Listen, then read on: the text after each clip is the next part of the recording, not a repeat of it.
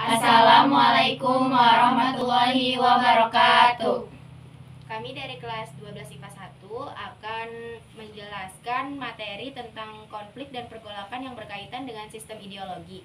Sebelumnya kami akan memperkenalkan diri terlebih dahulu. Nama saya Dwi Suci Ramadhani. Nama saya Yusma Tanti. Nama saya Dinda Putri Pratiwi. Nama saya Yandrina Putri. Nama saya Aura Lutfi Silva. Nama saya Artika Sari Devi. Selanjutnya kita akan membacakan Kita akan menjelaskan materi. Sebenarnya langsung aja baca. Iya, AL. Ya bisa dipotong langsung aja baca. Langsung baca yuk. Konflik dan pergolakan yang berkaitan dengan sistem ideologi. Dalam mempertahankan kemerdekaan Republik Indonesia, bangsa kita diuji bukan hanya dari penjajah bangsa asing, tetapi juga dari perlawanan bangsa sendiri. Hal ini lantaran adanya konflik dan pergolakan di dalam negeri. Salah satunya berkaitan dengan sistem ideologi. Ideologi merupakan kumpulan pandangan, ide, gagasan, ataupun tujuan yang berupa konsep untuk dijadikan asas, petunjuk dalam menjalankan negara. Setelah kemerdekaan diproklamirkan, ada kelompok-kelompok dalam hal ini, partai yang memang saling berkaitan.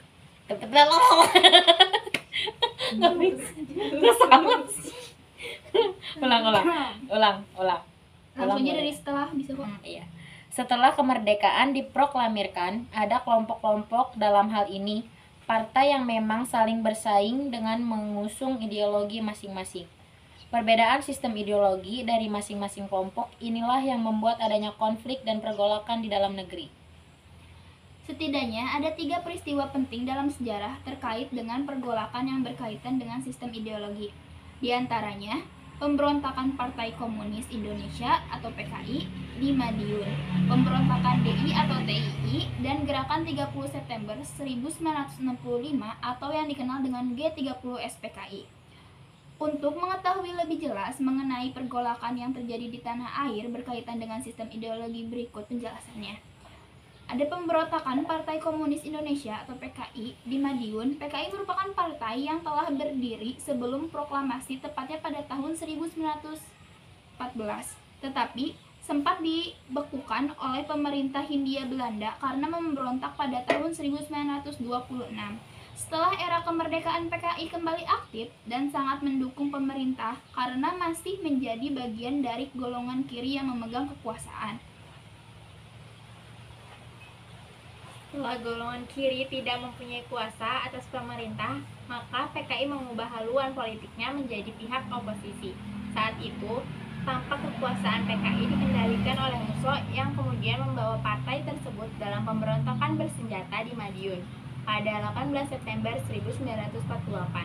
Adanya pergolakan ini disebabkan oleh tujuan ideologis PKI yang menginginkan Indonesia menjadi negara komunis.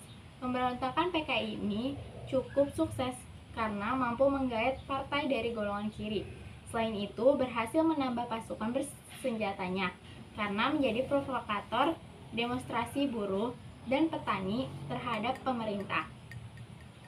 Akhirnya, pada September 1948, pemerintah mengerahkan kekuatan bersenjata untuk memberantas PKI dan berhasil membuat Musso tewas dalam pertempuran tersebut, sehingga PKI kalah dan tokoh-tokohnya ditangkap dan dijatuhi hukuman mati.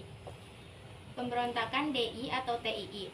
Pemberontakan ini dipimpin oleh Sekar Maji Marijan Kartosuwiryo, seorang tokoh Partai Serikat Islam Indonesia (PSII). Pemberontakan ini dilatar belakangi sistem ideologi yang dimiliki Kartosuwiryo untuk menjadikan Indonesia sebagai sebuah negara Islam.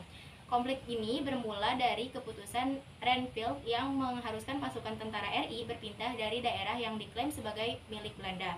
Divisi Siliwangi yang harus pindah dari Jawa Barat ke Jawa Tengah menolak pindah dan memilih untuk membentuk Tentara Islam Indonesia (TII) dan bertujuan untuk perang melawan Belanda, tetapi akhirnya berambisi untuk menjadikan Indonesia menjadi negara Islam. Pada Agustus 1948 di Jawa Barat, Kartosuwiryo menyatakan pembentukan Darul Islam, Negara Islam atau DI bersama dengan TII dan menolak mengakui adanya RI. Demi menjaga keutuhan bangsa, maka pemerintah melakukan operasi pagar betis untuk membatasi ruang gerak DI atau TII. Pada tahun 1962, Kartosuwiryo Kartosuwiryo berhasil ditangkap dan dijatuhi hukuman mati. Gerakan 30 September 1965 atau G30S PKI. Gerakan ini merupakan bidang dari aksi kudeta yang dilakukan oleh PKI. Terlepas dari pemberontakan yang dilakukan di Madiun, PKI kembali membangun diri dan terus berkembang sebagai sebuah partai oposisi di tengah masyarakat. Bahkan PKI menjadi dekat dengan Presiden Soekarno setelah dirangkul untuk menghindari konflik dengan tentara. Peristiwa G30 SPKI dilatar belakangi adanya isu Dewan Jenderal di tubuh Angkatan Darat yang akan menggulingkan pemerintahan Soekarno. Hingga akhirnya pasukan pemberontakan PKI yang dipimpin oleh Letnan Kolonel Untung yang merupakan perwira Angkatan Darat yang dekat dengan PKI melaksanakan aksi Gerakan 30 September dengan menculik dan membunuh 7 jenderal dan perwira, kemudian memasukkannya ke dalam sumur tua di daerah Lubang Buaya. Dalam situasi ini, Panglima Komando Strategis Angkatan Darat Mayor Jenderal Soeharto mengambil alih pimpinan di tubuh Angkatan Darat dan melaksanakan aksi pemberantasan dan penumpasan PKI baik di pusat maupun daerah. Terima kasih. Sekian dari kelompok kami, kurang lebihnya mohon maaf. Wassalamualaikum warahmatullahi wabarakatuh.